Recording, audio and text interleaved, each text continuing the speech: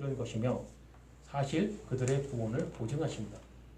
그리스도의 죽음은 어떤 구체적인 죄인을 대신하여 죄의 고통을 참고 견디심을 의미한다.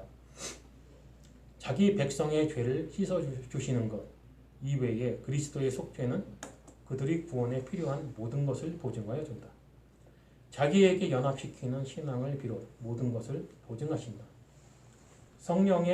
신앙의 은사는 성령으로 하여금 그리스도가 대신 죽음을 당하신 모든 사람들에게 적용되므로 그들의 구원이 보장된다. 즉 요한복음 10장에서 읽었듯이 이거 예수님께서 명확하게 하신 말씀이에요. 뭐냐? 내 양이 있고 내 양이 아닌 양들이 있다. 알미니우스주의자들의 주장들처럼 모든 사람을 구원할 거였으면 몽땅 다 내 양이라고 했어야죠. 근데 명확하게 예수님께서 너희는 내 양이 아니야. 그래서 안 믿는 거야. 그들이 믿지 않는 이유에 대해서 명확하게 말씀하시잖아요. 나를 왜 안 믿느냐고? 내 양이 아니니까. 심플한 대답이에요. 내 양은 내 음성을 알아. 내가 부르면 대답을 해. 아주 심플한 얘기예요.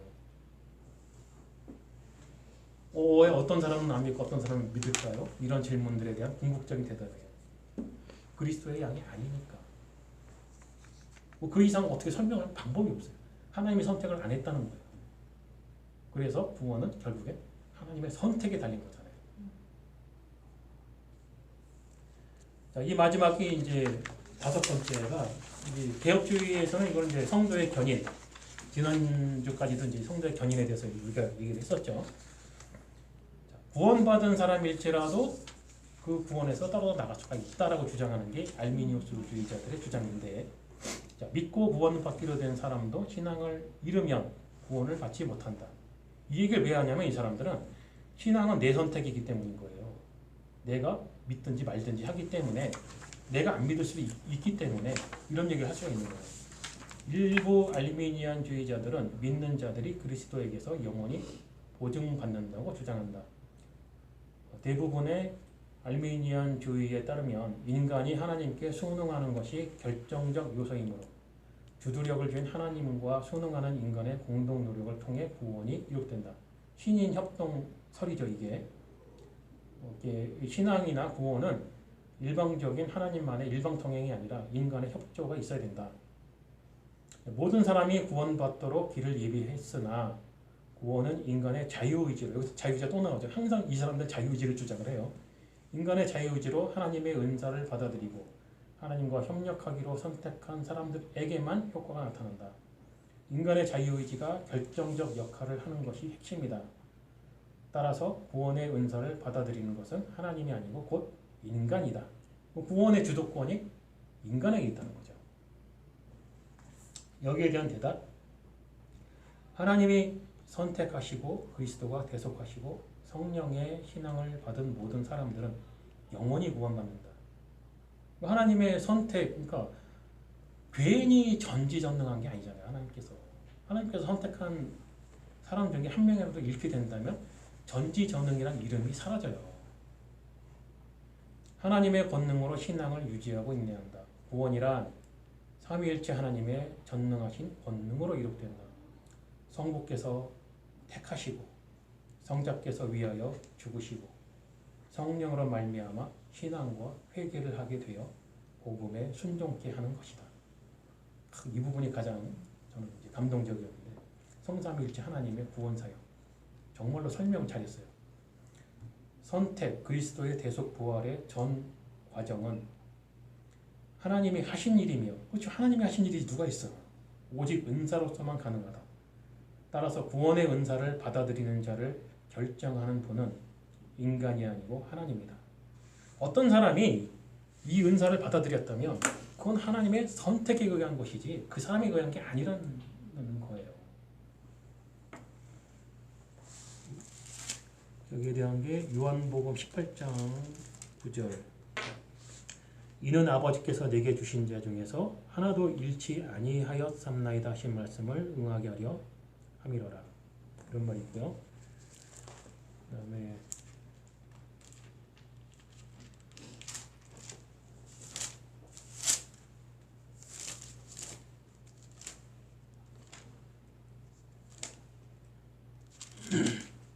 열왕기상 19장 18절. 그러나 내가 이스라엘 가운데 7천인을 남기리니 다 무릎을 바알에게 꿇지 아니하고 다 그 입을 바알에게 맞추지 아니한 자니라. 무슨 말이냐? 이스라엘 백성들이 다 바알이라고 하는 우상을 섬길 때였어요. 이 시대가. 그런데 하나님께서 뭐라고 말씀하세요? 내가 7천 명을 남겨두겠다. 하나님이 남기시는 거예요. 하나님이. 이 7천 명이 자기들 스스로의 선택이 아니에요. 하나님께서 말씀하시기를 전 국민이 이스라엘 백성이 바알에게 무릎을 꿇었는데 내가 그 중에 7천 명을 남겨두겠다. 그들은 다 바알에게 무릎을 꿇지 않았다. 그럼 그들이 안 꿇었냐고요. 하나님이 선택했으니까 안 꿇은 거란 말이에요. 이 사람들은.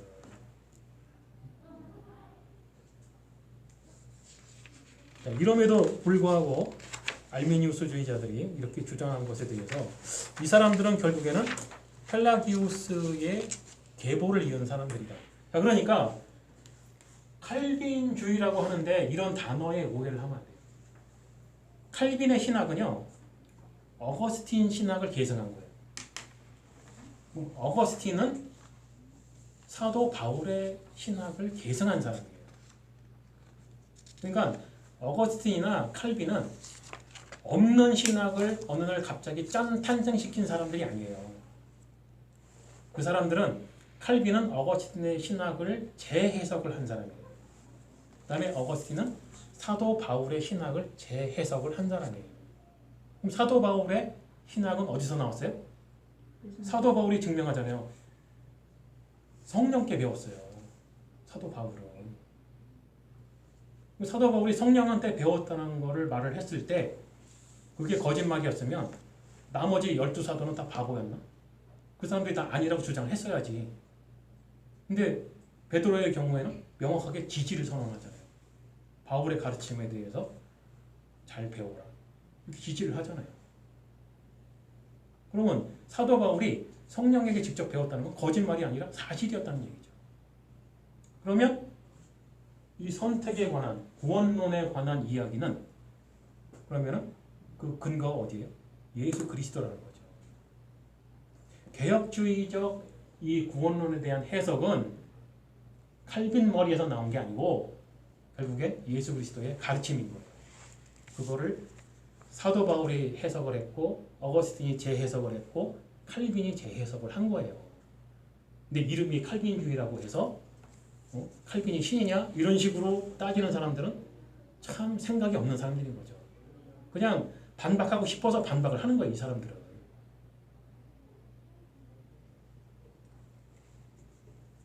자, 이제 대망의 이제 마지막 부분인데 요한 웨슬레라고 하는 불세출의 신학자가 등장을 하는데 이 사람이 이제 감리교의 창시자죠.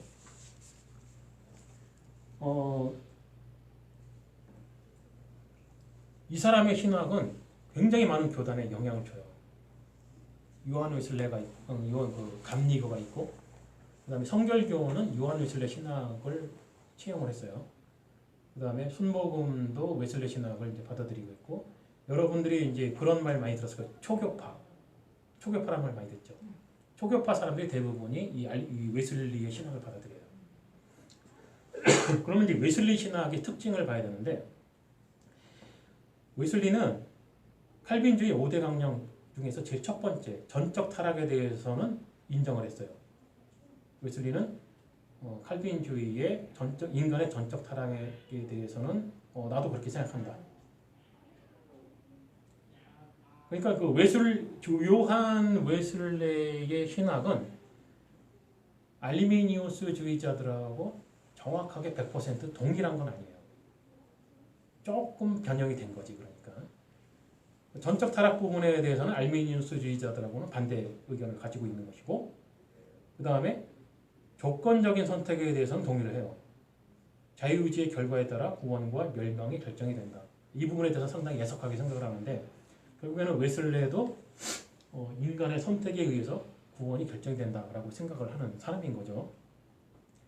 그 다음에 보편적 구속, 예수 그리스도를 영접하는 모든 자가 구원을 받으며 각 사람의 자유의지에 달렸다. 이 부분도 알미니우스주의자들하고 동일한 주장이고, 그다음에 선행은총을 주실 때 자유의지가 회복되어 구원의 초청에 응답할 능력이 부여된다. 요거는 좀 이제 개혁주의하고 좀 비슷한 주장이죠.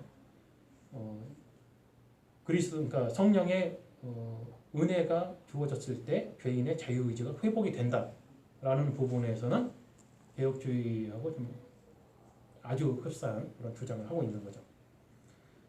그 다음에 조건적인 견인은 알미니우스주의자들하고 동일한 주장을 하고요. 인간에게 책임이 있다. 그러니까 그 성도로서 당연히 이행을 해야 할 의무와 책임이 있는 것이다. 근데 개혁주의가 그걸 주장 안 하는 건 아니에요.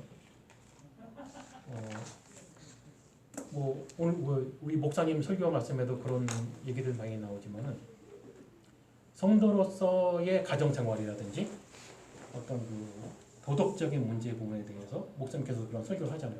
당연히 세상의 빛과 소금이 되어야 할 교회이다. 그럼 당연히 빛과 소금이 될 만한 도덕적인 어떤 그 잘 살아가는 모습이 있어야 되겠죠. 그렇지 않다면 사람들이 비난을 하겠죠. 그게 신앙생활이고 믿음이라면 나는 안 믿을래. 이런 말이 나올 거 아니에요. 당연히 참된 그리스도인으로서 살아가야 할 모범적인 삶이 있는 건 맞아요. 그렇지만 그 웨슬레이의 이런 주장을 알미니안주의자들과 웨슬레이의 이런 주장을 개혁주의자들이 반대하는 이유는 뭐냐면은 그렇게 사는 건 당연한데 그걸로 구원이 선택이 된다라고 주장한다면 동의할 수가 없다는 거죠. 개혁주의자들은 그게 아니고 구원은 하나님의 선택인 거고 그렇게 부르심을 받았을 때에 구원받은 성도라면 당연히 그렇게 잘 살아야 되는 것이다 라고 주장을 하는 거지 그렇게 삶으로 인해서 나의 구원이 선택된다라고 주장하는 건 아니라는 얘기죠. 근데 알미니안주의자들과 웨슬레이의 신학에 의하면 나의 선택에 의해서 그런 것들이 결정이 되고 그렇게 살아야 할 책임이 있다라고 주장을 한다는 거죠. 이런 부분에서 상당히 문제가 있다. 자, 지금 이제 우리가 이 5가지 중요한 교리에 대해서 살펴봤지만 핵심적인 내용은 역시 자유의지.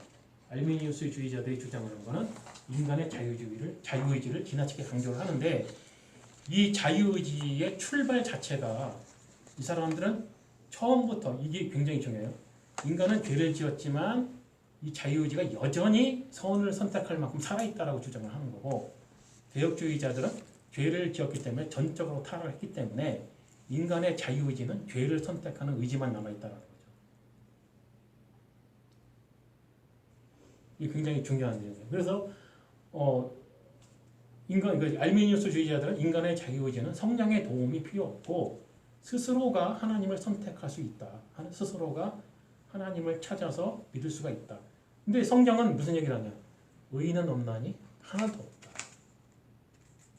하나님께서 하늘에서 이 사람들을 이렇게 보니까 아무도 의인이 없더라. 그러니까 알미니우스주의자들의 이 자유의지에 대한 주장을 가만히 듣고 있으면 저 같은 사람은 화가 나는 거죠. 하나님 말을 무시하는 거야 지금? 이런 생각이 드는 거예요. 아니 의인이 없대는데 왜 의가 남아있다는 건가 도대체가. 왜 그런 주장을 하는 건지 저는 이해가 안 돼요. 이 사람들은 우리하고 다른 성경을 가지고 있나. 자, 이게 바로 중요한 겁니다. 성경은 전에도 얘기했지만 성경은 하나님의 말씀이고 하나님의 생각이에요. 그것을 어떻게 해석하느냐에 따라서 종교가 되는 거예요. 알미니우스의 신학을 받아들여서 교단을 마련한 기독교 종파들 다 종교단체예요. 개혁주의자들도 마찬가지예요. 마찬가지로 종교단체예요. 왜? 해석을 했으니까.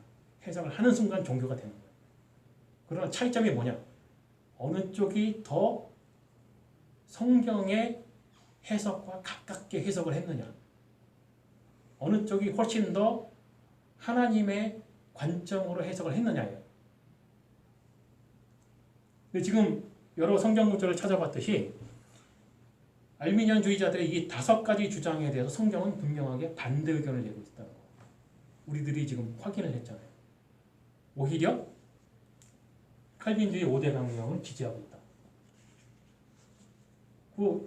한번 이거 성경 펴놓고 한번 얘기를 해볼 일이에요. 그렇게 주장하는 사람들하고는.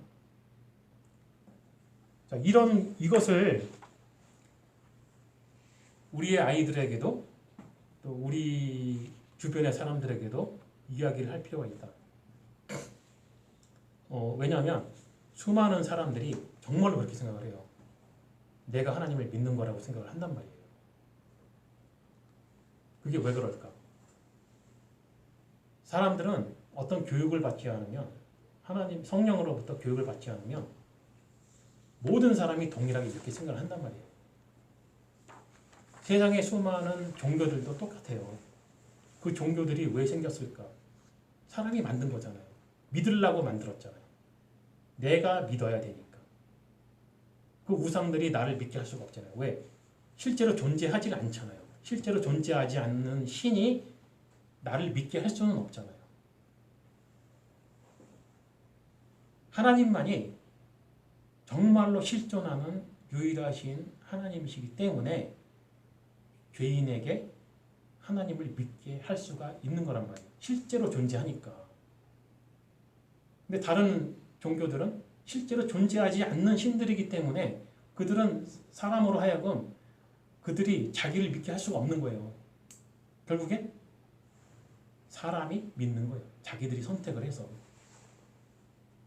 그렇게 보면 알미니우스주의자들의 주장과 똑같죠. 그러면 이게 무슨 말이 되냐? 알미니우스주의자들의 주장은 그들은 종교 행위를 하고 있는 거예요. 새로운 신을 만드는 거예요. 자기들이 생각하고 있던, 자기들이 추구하는 그 하나님을 만들어서 믿는 거란 말이죠. 이게 바로 우상이에요. 그러니까 이렇게 얘기하면은 이제 뭐가 되냐? 우리들이 보고 있는 이 한국에 있는 수많은 교단들, 웬만하면 다 우상이라는 얘기예요. 근데 수많은 한국의 기독교인들이 그렇게 알고 믿고 있다는 거죠. 그렇게 해서 열심히들 하고 있어요. 그렇게 해서 구원받을 수 있다고 생각을 하는 거죠. 결국에는 알게 모르게 구원은 내가 선택하는 것이다. 우리가 선택하는 것이다. 자, 그러니까 구원받을 준비들을 하자. 뭔가를 열심히 하고 봉사를 하고 헌금 많이 내고 눈물을 흘리면서 찬양을 하고 기도를 해서 은혜를 받고 은혜도 자기들이 받는 거예요. 결국에. 주는 쪽은 하나님인데 그게 아니고 자기들이 은혜를 받는 거예요. 안 뒀는데 받아. 예. 줄 생각도 없는데 한국에 그런 좋은 말 있잖아요. 김치 국물 먼저 마신다고. 생각을 해보면 할수록 어이가 없는 거예요. 그렇게 해서 이 한국교회에는 수많은 문제들이 발생을 하는 거예요. 그렇게 해서 이단 사이비 종교들이 생겨날 수 있는 좋은 토양을 만들어주고 있었다. 왜? 그 상태에서 조금만 말을 바꿔주면 사람들이 확 넘어오는 거예요. 왜 수많은 사람들이 그런 신천지 같은 이단 사이비에 넘어가겠어요? 자기들이 믿고 싶은 게 있어요. 그 말을 해주는 거예요, 그 사람들이. 그러니까 이단 사이비 이 교주들은요, 천재들이에요. 인간의 심리를 정말 잘 알고 있어. 저 사람들이 뭘 믿고 싶어 하는지를 아는 거예요. 생각을 해보세요. 어차피 사이비에 가담할 사람들은요, 전체 대한민국 국민의 숫자를 봤을 때는 얼마 안 돼요. 한 100만 명이라 칩시다. 100만 명? 대한민국 전체 국민 숫자를 보면 얼마 안 되는 숫자예요. 근데 사이비 교주 개인의 입장에서는 100만 명이면요, 꽤 큰 돈이 되는 거예요. 다 가져오잖아. 돈 가져와. 뭐 인건비도 안 주는데 이래. 얼마나 좋아. 그러니까 자기는 세상 모든 대한민국 사람 모든 사람을 다 자기 교단으로 끌어들일 생각은 없는 거예요. 애초부터. 한 100만 명 정도 이 사람들이 믿고 싶어하는 게 뭔지 딱 간파를 하고 있는 거예요. 그리고는 딱 그 말을 해주는 거예요. 뭐라고? 내가 그 사람이야. 그럼 또 이단 사이비 중에 신천지가 아닌 다른 교파에 가 있는 사람들 많죠. 주장하는 게 조금 틀려요. 왜 그럴까? 그 말을 듣고 싶어하는 그룹이 또 있거든. 그럼 그 말만 해주면 돼요. 쉽죠? 아주. 되게 웃겨. 근데 신천지도 하나님의 교회 다닌다 이러면 접근 안 하죠. 그러니까 다른 그러니까 자기네들끼리 영역 침범 안 하나 봐요.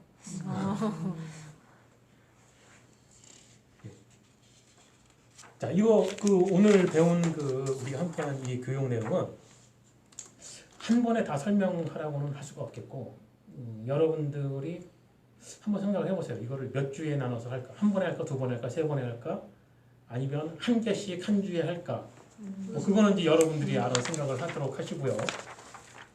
그래서 여기 두 장의 목록을 준 이유가, 한 장은 칼빈주의 5대 교리에 대해서, 하나는 알비니우스주의에 대해서 설명을 한 거예요. 그래서 이 세 가지를 비교하면서 쭉 읽어보고 내가 어떻게 설명을 할 것인가를 기획을 하세요.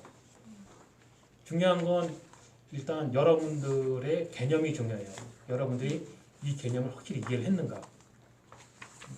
자, 그리고 여러분들이 조심해야 되는 게, 자, 지금 웨슬리 신학을 봤듯이 웨슬리는 칼빈주의 5대 강령 중에서 한 가지만 인정했어요.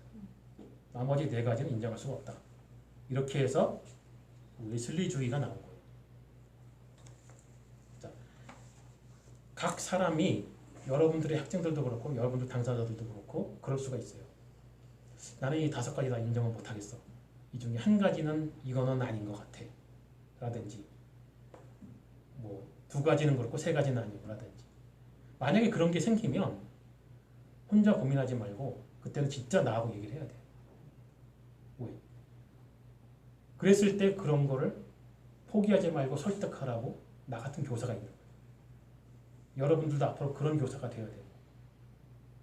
그런 의문이 생겼을 때는 얘기를 하세요. 우리 교회는 또 훌륭한 또 사역자가 너무 많아. 목사님 계시오. 전도사님 계셔. 물론 도움될 수 있는 저도 있지만 설명할 수 있는 사람이 굉장히 많아요. 이거는 하나의 축복이에요. 오늘 새로 오신 분 봤죠? 개혁주의교회 찾겠다고 1시간 반 동안 오셨대요. 어디서 사는데? 아이프고 얘기. 하여간 저도 그렇지만은 이렇게 이렇게 네이버 검색해 보니까 이렇게 저런 분이 계시고. 저랑 똑같더라고요. 딱 검색해 보니까 여기구나 하고 찾아온 거예요. 이게 개혁주의 신학 개념으로 딱 잡힌 사람들은요, 오늘 그 얘기했잖아요. A급 교리 타협이 불가능해요. 어떻게 이걸 인정을 하라고? 도저히 이거는 타협이 불가능한 거예요. 인정이 안 돼요. 도대체가. 믿음이라는 게, 신앙이라는 게 내가 하나님께 주는 선물이라고? 그러면 하나님이 기뻐할 거라고? 그렇게 하면 하나님께 영광이 될 거라고? 개혁주의가 가르치는 건 처음엔 하나님은 이미 받을 영광 다 받으셨다. 우리가 해줄 수 있는 영광이 한 개도 없다. 이것부터 시작하잖아요. 근데 애들이 대답을 안 하니까 인정을 하는지 안 하는지를 알 수가 없어요. 그건 이제 좀 이따 얘기하도록 하고. 그럼 질문이 혹시 지금 있나요? 네, 전 다 했어요. 지금 당장 혹시 이 중에 어느 하고 한 가지 못 믿겠다 이러는 사람이 있어요? 혹시 강의 길어질까 봐 대답을 안 하고. 네. 일단 기도하고 마치도록 하겠습니다. 살아계신 나의 아버지 하나님 감사합니다. 오늘 우리가 우리 개혁주의 신학의 5가지 아주 중요한 것을 함께 생각을 해보았습니다. 알미니안주의자들이 주장했던 5가지 반백에 대해서 개혁주의자들이 어떻게 대답을 했는지, 어떻게 성경적으로 대답을 했는지를 살펴보았습니다.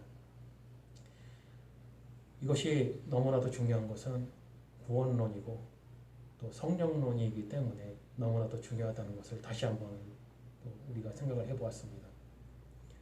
하나님, 우리의 마음을 열어주시고 우리의 삶을 이끌어주사 우리가 하나님과 함께 동행하는 삶을 살 수 있도록 인도하여 주시옵소서. 이 모든 말씀 우리 주 예수 그리스도의 이름으로 기도합니다. 아멘.